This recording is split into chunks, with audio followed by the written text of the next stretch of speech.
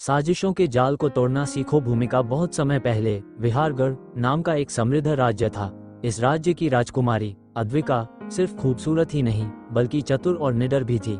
लेकिन उसके अपने ही महल में उसके खिलाफ एक गहरी साजिश रची जा रही थी।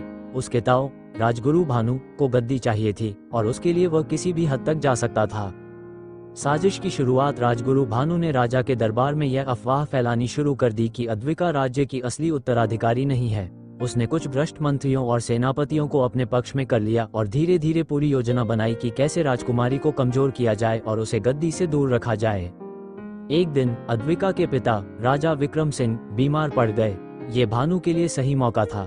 उसने महल में घोषणा करवा दी कि राजा अब ज्यादा समय तक जीवित नहीं रहेंगे और अगला राजा कौन होगा ये तय करने के लिए सभा बुलाई जाएगी। लेकिन इसके पहले उसने अद्विका को फंसाने के लिए एक और चाल चली। राजकुमारी को फंसाने की कोशिश भानु ने एक नकली पत्र तैयार करवाया जिसमें लिखा था कि अद्विका का किसी बाहरी राज्य के शत्रु से गुप्त संबंध है और वह अपने राज्य से गद्दारी कर रही है। इस पत्र को महल में एक सैनिक के पास से पकड़ा गया जिसे पहले से ही इस साजिश में फंसाया गया था। सभा में सबको बताया गया कि राजकुमारी राज्य के लिए खतरा बन चुकी है। अद्विका पर विश्वास करने वाले कम लोग थे क्योंकि साजिश इतनी गहरी थी कि सबको वही सच लगने लगा जो राजगुरु भानु दिखाना चाहता था। राजकुमारी का खेल। लेकिन अद्विका केवल एक सुंदर और सीधी सादी राजकुमारी नहीं थी, वह एक चालाक और समझदार योद्धा भी थी। उसने समझ लिया कि अगर वह सीधे सीधे भानु का विरोध करेगी तो उसे कैद कर लिया जाएगा। इसलिए उसने अपनी बुद्धिमानी का इस्तेमाल किया।